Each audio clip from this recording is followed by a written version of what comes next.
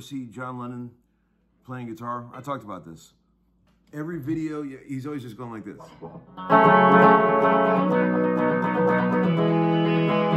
No matter what he's playing, his hand's just going like this.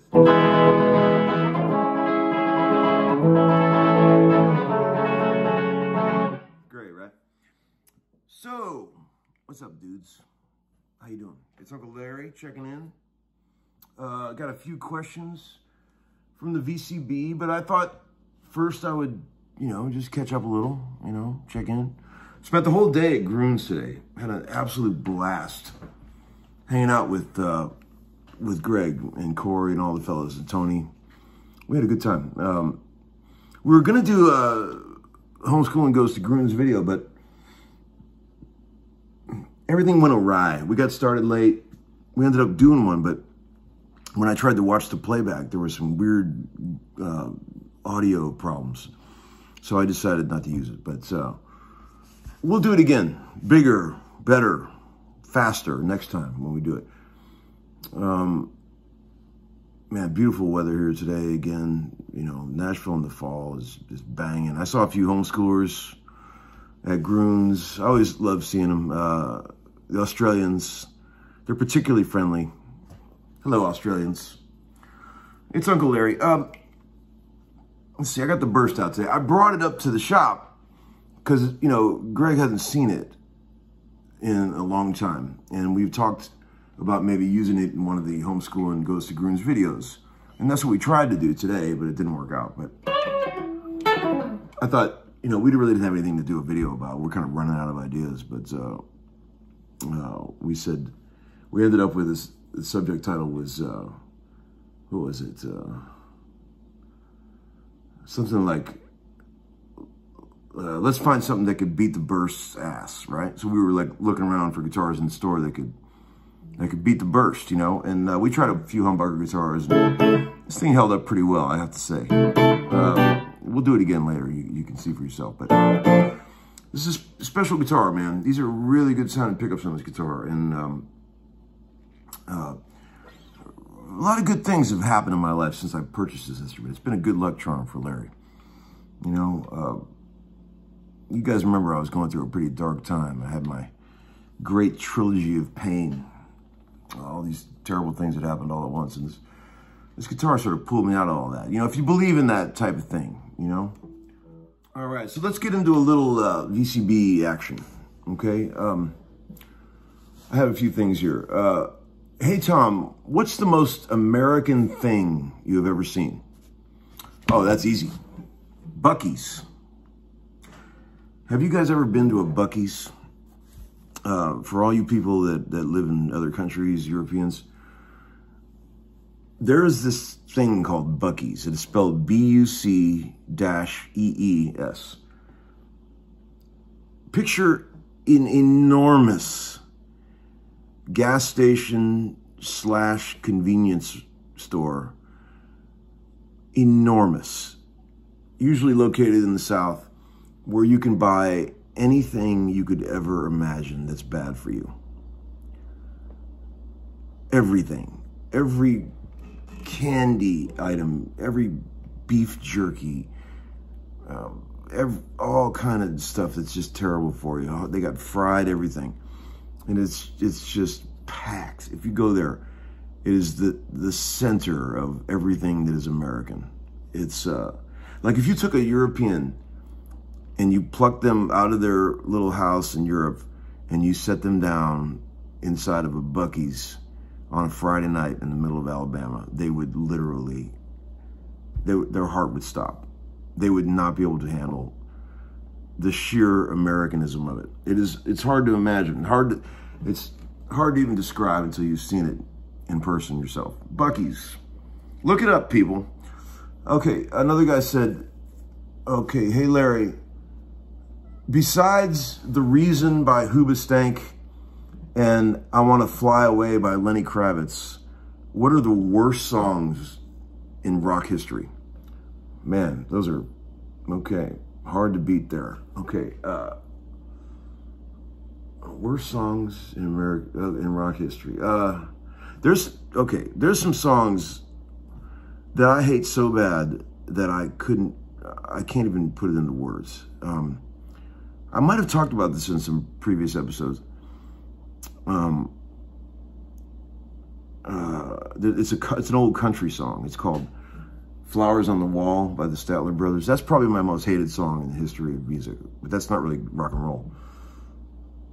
I Don't Want to Go On With You Like That by Elton John is a strong contender. Oh man, that Journeyman era, Eric Clapton shit, Forever Man. God, that hurts. How about, this is just personal taste, people. Don't get all pissed off. You guys asked me, I'm telling you. I can give you the corporate watered down answer if you want. That ain't no fun. I'm a big Clapton fan, by the way. Don't go thinking that I don't like Eric Clapton. He's a great singer. Written some amazing songs. I'm a big fan of the Derek and Domino's record. I like that song that's a dead ripoff of Stairway to Heaven. It's on 411 Ocean Boulevard. What's it called? Let It Grow. At the end. Gets into some of that. But how could you say that that's a ripoff when they stole it from Spirit? Taurus, remember? Did you ever listen to that song, Taurus by Spirit? That was the lawsuit song that Jimmy Page got sued for Led Zeppelin. Stairway to Heaven, ripping off. Pretty amazing. And I don't know if you've ever heard the Small Faces version of You Need Lovin'. You should look that up. Word for word, inflection for inflection, a whole lot of love. The vocal is a dead ripoff. But that's what people were doing back in those days in rock and roll. They were lifting, they were borrowing from their favorite people. It was paying homage, without royalties. And okay, let's move on from that. I'd love to know some of your guys' most hated song of all time out there. Why am I always the one doing the talking? Let's hear what you think. If you hear a noise over there, it's somebody delivering Instacart. Okay, so don't be alarmed. Hey Tom, what do you think in general about remastered records? Okay, this is a sore subject with me. I don't think I've talked about this in the past, but I can't stand it. I can't stand it. I think I've heard one record in my life where the remastered sounds better than the original. And that is the Genesis Nursery Crime record. There's a couple of moments on Amazon and Broadway where the remastered shit sounds a little better. But in general, I cannot stand remastered stuff. Oh, it was great for 50 years. Why do we have to fuck with it now? I listened to, last night I was driving my kids around. I tried to put on Zenyatta Mandata by the Police. And all you can get on Apple Music is remastered. And it sucks. It's different. I mean, it doesn't sound right. You put it on, you're like, where's the thing? The thing that I loved for 50 years, where is it? Why do we have to change it now? I mean, I don't get it. Why do people remaster things anyway? What's the point? I don't understand it. Please, somebody help me out there. Try to understand why we would do such things. That's it. Okay, so anything else? Let's see. That's it for tonight. Thank you guys. All the Plexi Soul records are sold out, the vinyl. And I really want to thank you guys so much for all the kind words that you've said about, really, you guys said you really enjoy the vinyl.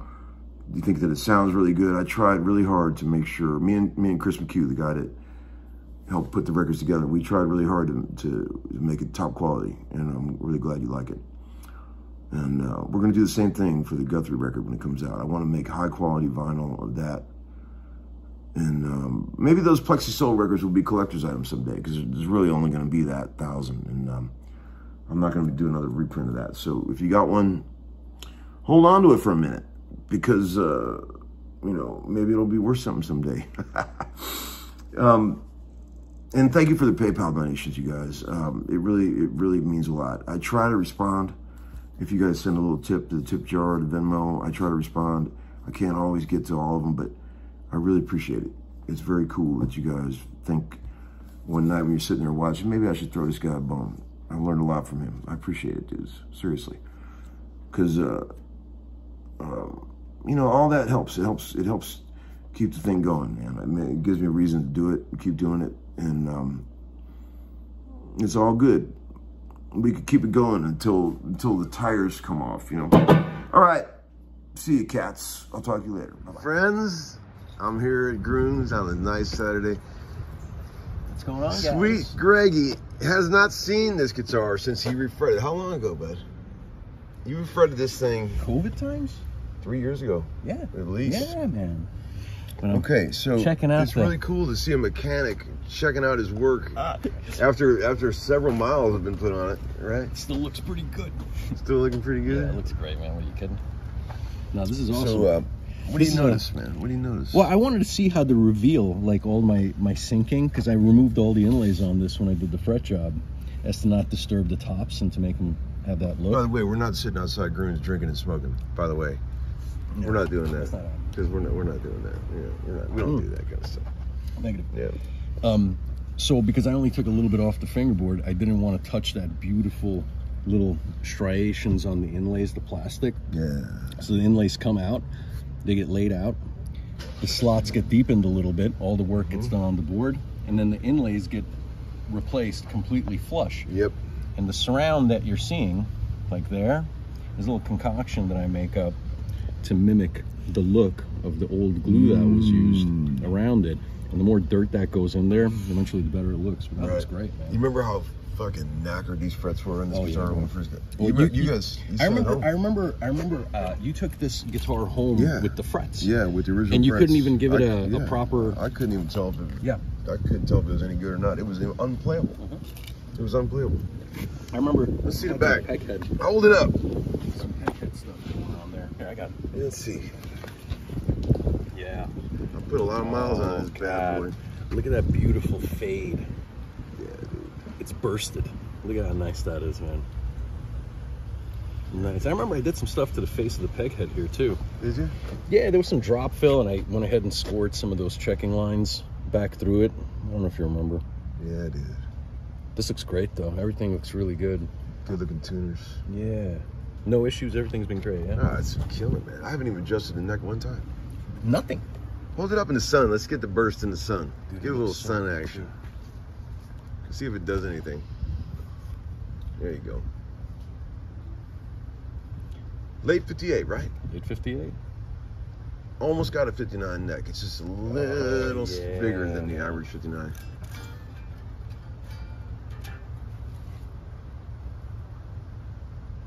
Very cool, man. Remember what Elliot told us? Yeah, bro, look at that. It's so good. Now I look at all of them, you know? Look at that. It's beautiful. What did he tell us? You should tell the homeschoolers. That the closer to 58, the binding, where it hits that fret right there, it's either closer to the end, closer to the center, or closer to the back end, depending on 58 going to 60. Yeah, each year is a slightly different. Each year, the binding just extends a little. It gets a little bit shorter and shorter, and that's one of the real nuanced little details that no one knows, you know? Hell yeah. But I always look at that. The other thing I always do, and it's an old habit that I learned from some of the cats in the old days, is instruments that have F-holes. Yeah. Like, you know, lower L5s, Super 400s, whatever it might be. I always take one of my fingers, whether it be the pinky or the pointer finger, and I put them into the sound holes. Yeah. You know, and the F-holes themselves during certain areas, because I just look to see if they're the same all around and everything is just uniform, and I can tell based on where my pinky dumps in or a little thing like that.